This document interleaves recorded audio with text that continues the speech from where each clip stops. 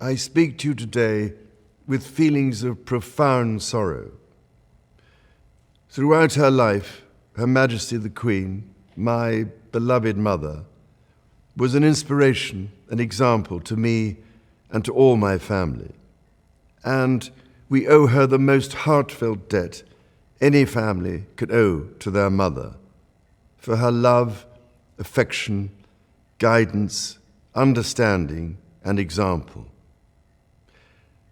Queen Elizabeth was a life well lived, a promise with destiny kept, and she is mourned most deeply in her passing. That promise of lifelong service I renew to you all today. Alongside the personal grief that all my family are feeling, we also share with so many of you in the United Kingdom, in all the countries where the Queen was head of state, in the Commonwealth and across the world, a deep sense of gratitude for the more than 70 years in which my mother, as Queen, served the people of so many nations.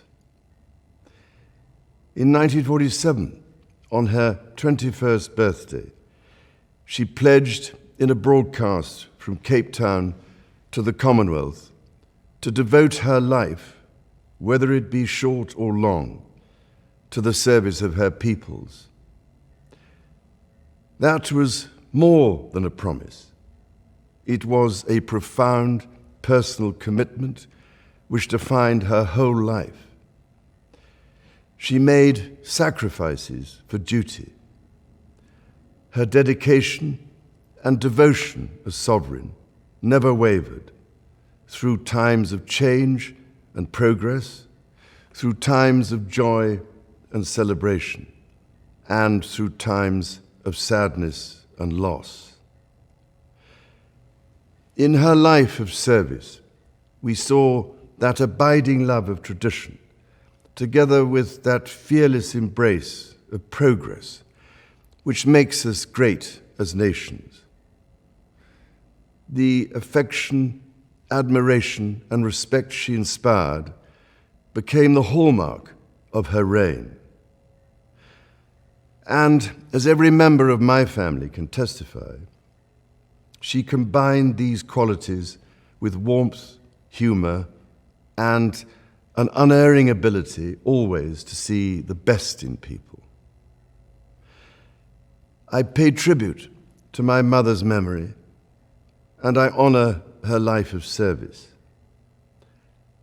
I know that her death brings great sadness to so many of you, and I share that sense of loss beyond measure with you all.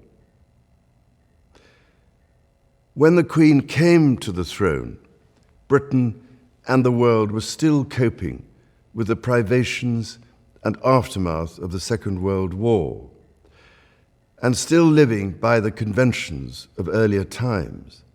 In the course of the last 70 years, we have seen our society become one of many cultures and many faiths.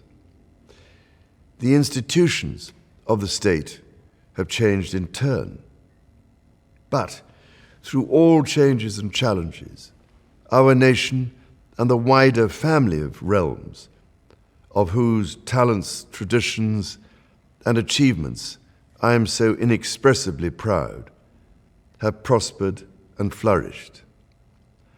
Our values have remained and must remain constant. The role and the duties of monarchy also remain, as does the sovereign's particular relationship and responsibility towards the Church of England, the church in which my own faith is so deeply rooted.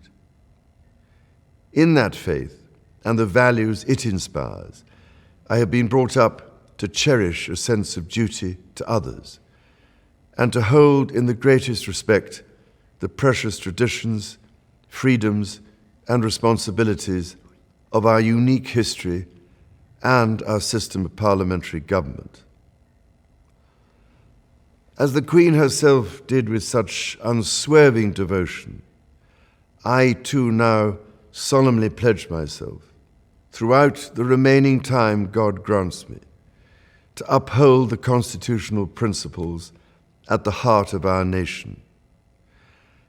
And wherever you may live in the United Kingdom, or in the realms and territories across the world, and whatever may be your background or beliefs, I shall endeavor to serve you with loyalty, respect, and love, as I have throughout my life. My life will, of course, change as I take up my new responsibilities. It will no longer be possible for me to give so much of my time and energies to the charities and issues for which I care so deeply. But I know this important work will go on in the trusted hands of others. This is also a time of change for my family. I count on the loving help of my darling wife, Camilla. In recognition of her own loyal public service since our marriage 17 years ago, she becomes my Queen Consort. I know she will bring to the demands of her new role the steadfast devotion to duty on which I have come to rely so much. As my heir, William now assumes the Scottish titles which have meant so much to me.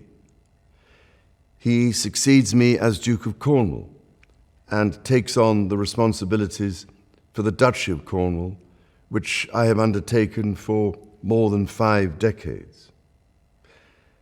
Today, I am proud to create him Prince of Wales, Tywysog Cymru, the country whose title I have been so greatly privileged to bear during so much of my life and duty. With Catherine beside him, our new Prince and Princess of Wales will, I know, continue to inspire and lead our national conversations, helping to bring the marginal to the centre ground, where vital help can be given. I want also to express my love for Harry and Meghan as they continue to build their lives overseas.